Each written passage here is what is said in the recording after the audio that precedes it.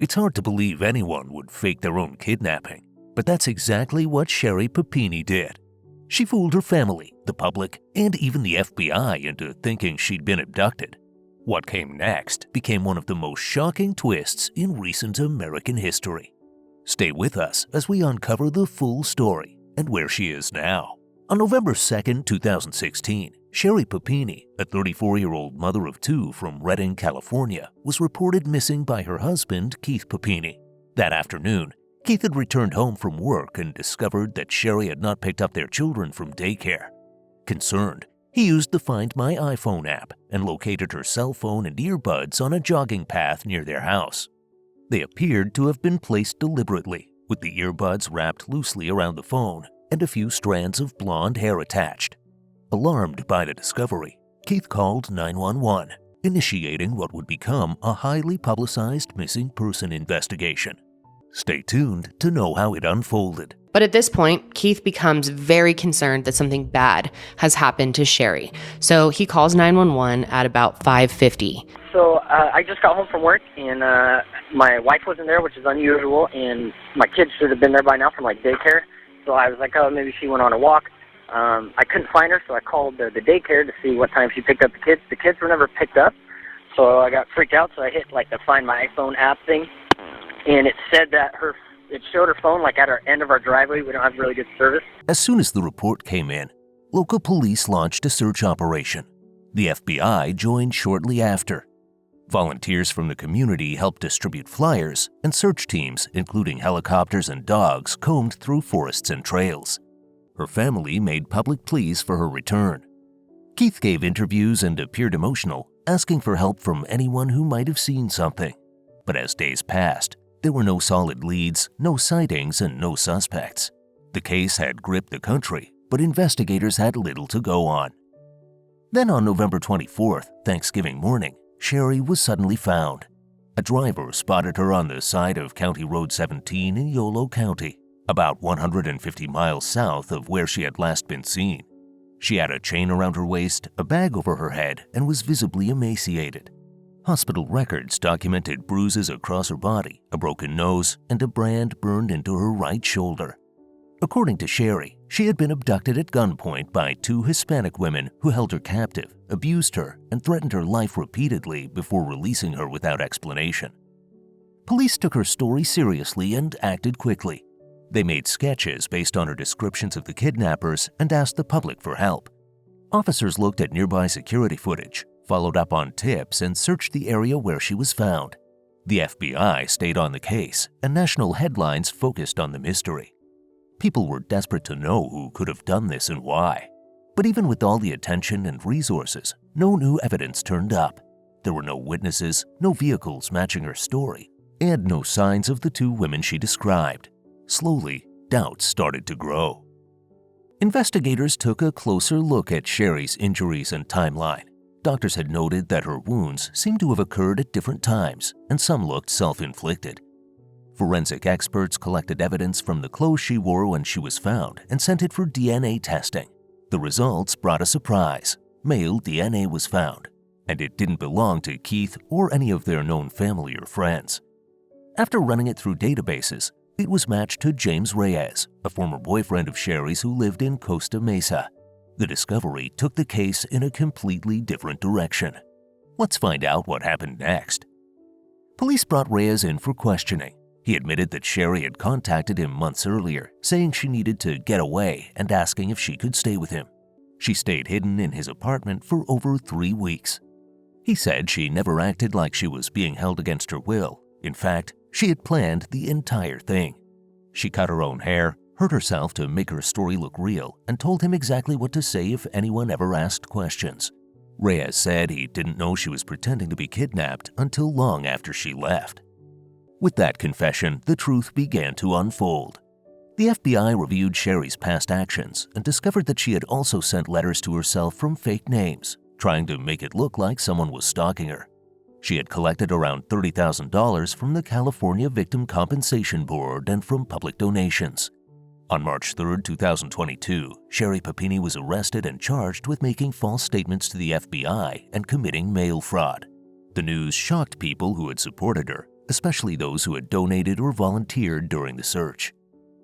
In the weeks after her arrest, Sherri admitted everything. She said she faked the kidnapping because she was unhappy in her marriage and wanted to escape her life. She confessed to hurting herself to make her story believable. She apologized to the court, her family, and the public, but the damage had already been done. Prosecutors said her actions wasted countless hours of police time, cost the public money, and made it harder for real victims to be believed in the future. In September 2022, Sherry Papini was sentenced to 18 months in federal prison. After pleading guilty to lying to federal agents and committing mail fraud, Sherry Papini was sentenced in September 2022 to 18 months in prison. Along with the prison time, she was also ordered to pay back more than $300,000.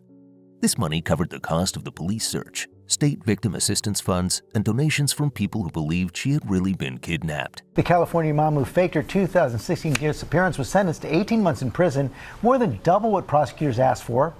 Even though she was supposed to serve 18 months, Sherri ended up spending only 10 months behind bars.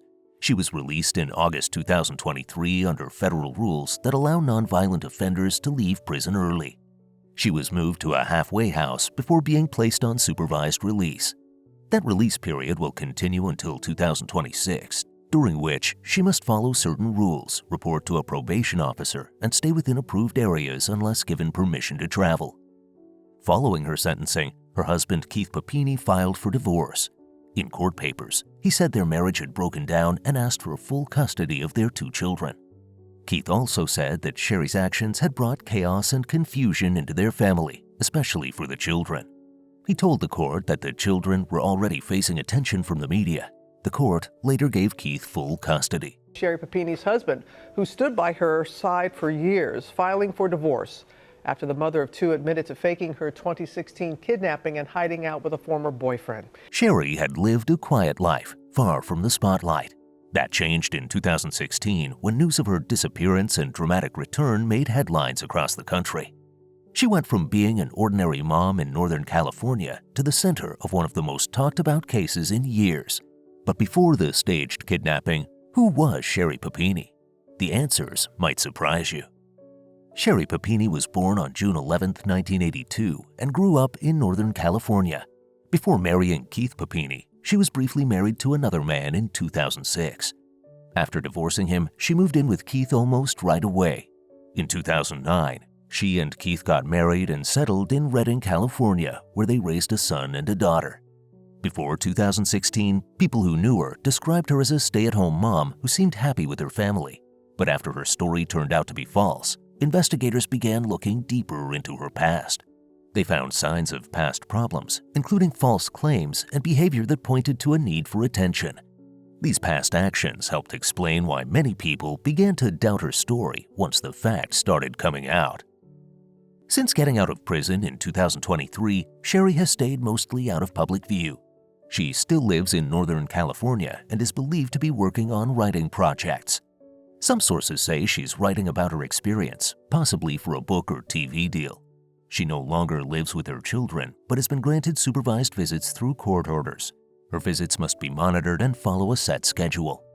As of now, she remains under supervision until 2026, and breaking any of the rules could land her back in prison. Even though she tried to stay quiet, Sherri was back in the news in 2025. A docuseries called Sherri Papini Caught in the Lie aired that year, and it featured a new version of events. In the show, Sherri claimed that her ex-boyfriend, James Reyes, had actually kidnapped and abused her. This was different from what she said in court when she admitted the entire kidnapping was fake. Her new story caused a stir and led to many questions. Sherri Papini went to prison after admitting she planned and faked her own kidnapping. Now she's going on TV and changing her story, saying it wasn't a hoax. James Reyes denied her new claims. He appeared in the docuseries and repeated what he had told the FBI in 2016, that Sherri had contacted him and asked for help to escape her home life. He said she stayed at his place willingly and that he never hurt her. The show also included interviews with FBI agents, local officers, and psychologists. Most of them said they still believed Sherri made up the story. Also, one ex-boyfriend claimed she had a pattern of dishonesty and manipulation, and police uncovered incidents from her past that involved making false claims, including accusations of abuse that were later found to be untrue. She's a compulsive liar. She would, not talk to you for 3 or 4 days, and then all of a sudden there'd be some fantastical story about what happened. In retrospect, sure, tons of red flags, right? That she was a counselor that was going out with a 15-year-old kid. Keith Papini also spoke in the docuseries. He talked about how the situation had changed his life and hurt their children. He said it was hard to trust anyone after what happened, and that he worked every day to give his kids a normal life. He described how hard it was to explain everything to his children while also trying to shield them from more pain.